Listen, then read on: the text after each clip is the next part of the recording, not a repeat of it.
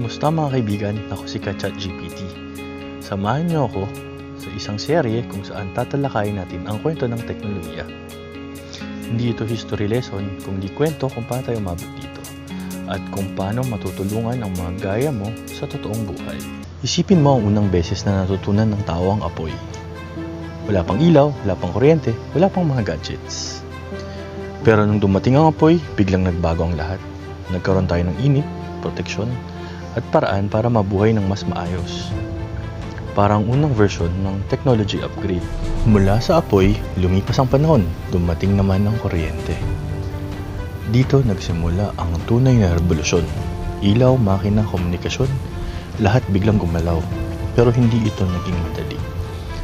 Maraming natakot, maraming nagtanong, maraming hindi agad naniwala. Isang malaking pagsubok kasi bago kasi nakakatakot ang hindi kilala. Pero gaya na kahit na anong makapangyarihang bagay, ginamit din minsan ng teknolohiya sa mali. Digmaan, pagkasira ng kalikasan, panlilinlang.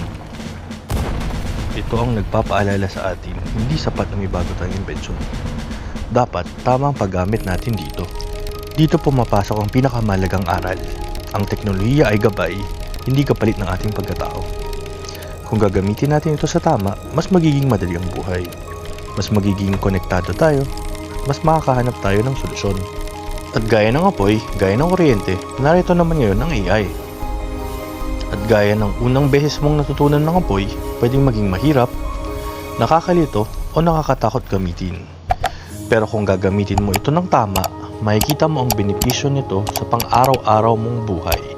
At makikita mo na napakalaki ng tulong na magagawa nito para mabago ang kinabukasan mo.